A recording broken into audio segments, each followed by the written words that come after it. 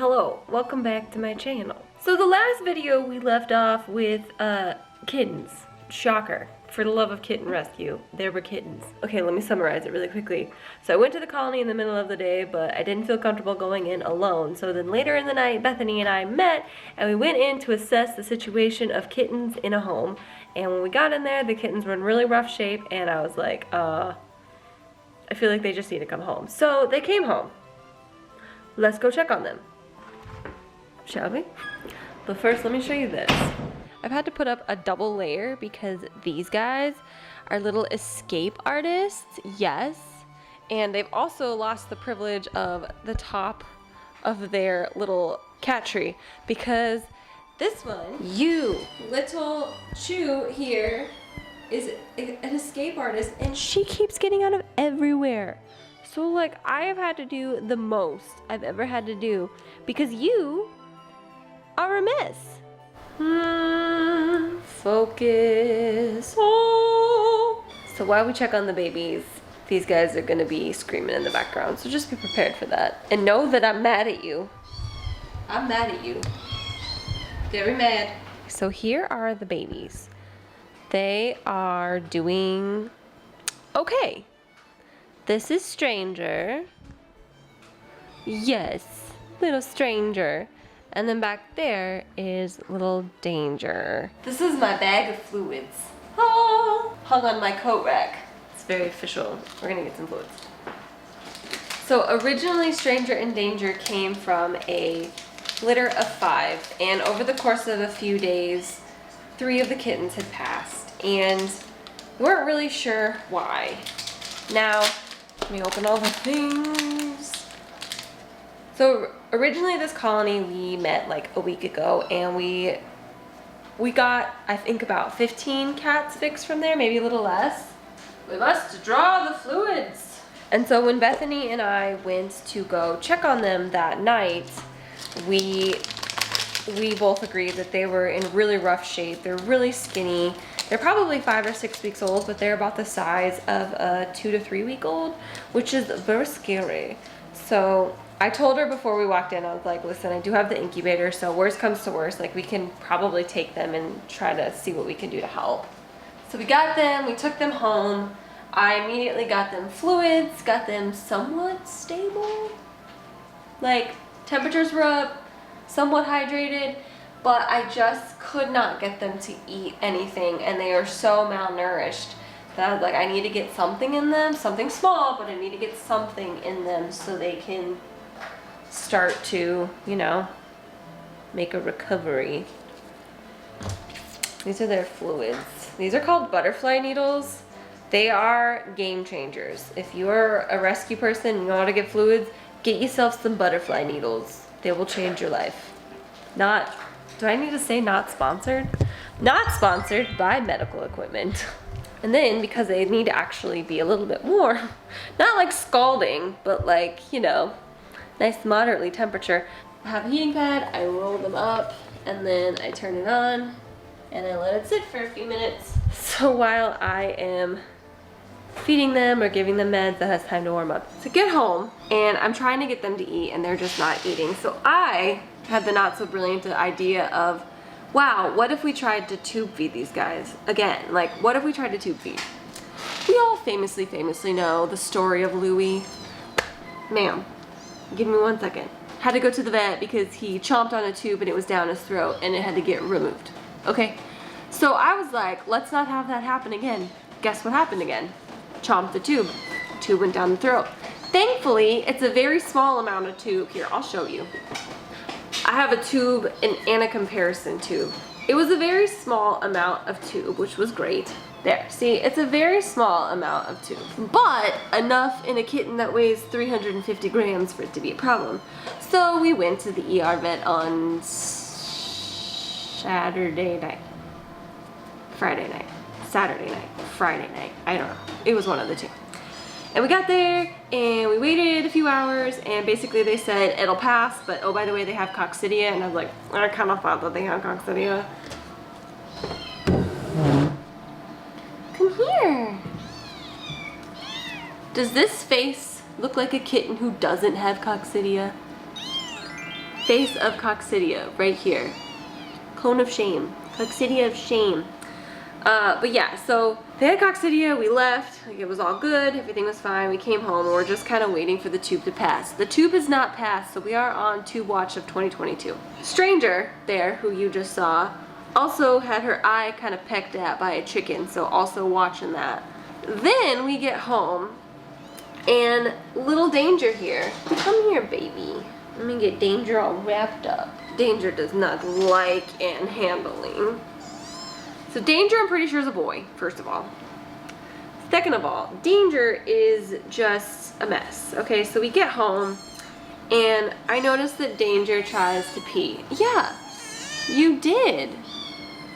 He did try to pee, and nothing came out. So I felt his little bladder, and it was very full. So I what's called manually expressed it, meaning got all the fluids out, and he didn't do anything. But then I realized he could not pee on his own, so I have been helping him pee basically multiple times a day for the last few days. And today, actually, I hear you. Just a few minutes ago was the first time that he was actually able to pee on his own. Yay, Danger. We love that for you. We love that for you. But they're still very much underweight. So we're gonna give him just a little bit of fluids. I thought that was like a nice way to give you some background story, because they're just messes. I mean, we're on antibiotics, we're on one coccidia med, we're on a second coccidia med, we are on fluids multiple times a day, we are kind of eating, we are not drinking any water. I had to get them an appetite stimulant, some anti-nausea meds. I mean, they are some high maintenance babes, okay? Yes, you are. What do you have to say for yourself? Yeah. How are you doing? Yeah. This little one is just really pathetic. And I mean that with the most love in the world. I felt like every day I just keep coming in here and I'm like, is he still alive? Because he has just not been great. But let's give them some fluids. Let's give them their meds. And then we're gonna let them take a little nap ski. I am gonna put you in timeout. I love you. You want some foods? You have to get fed by yourself because your sister is just a lot. You wanna eat? Got a chomp. Oh, those chomps do be heckin'.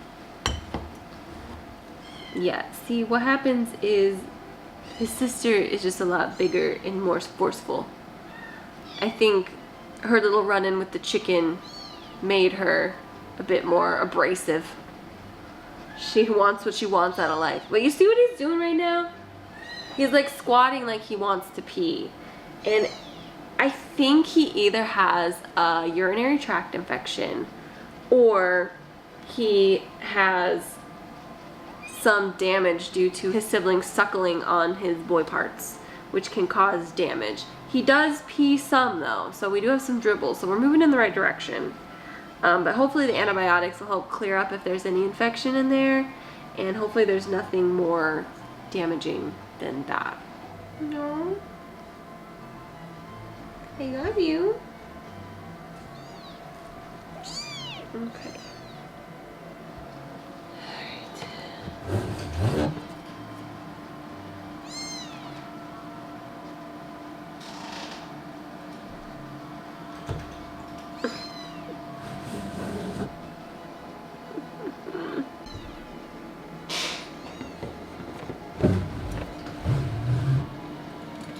Come here, baby. Some dewormer. Yeah.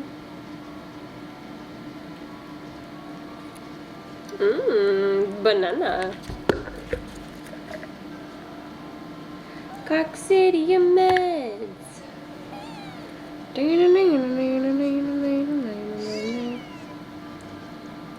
Oh, delicious. And some fluids. When kittens have diarrhea like this, you really have to stay on top of their fluids because they simply just can't drink enough to replace what they're losing. It's okay. It's okay. This is why the butterfly needles are phenomenal. Good job. Yay! Show them your cute face. Yeah. Okay. Come here, bunny. See, he just like, he's always trying to pee, and so it's hard to tell, but back here is just always wet.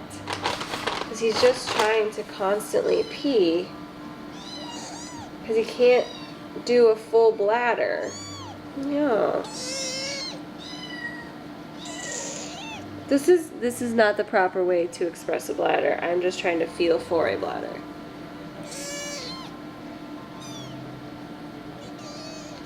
We're getting there. I don't feel it, so he's just dribbling along. I know.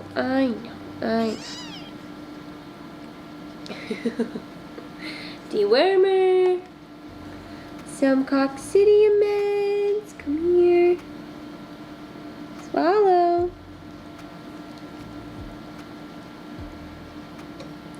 Follow up with a little water so you can swallow all that. Swallow. Looks like nothing.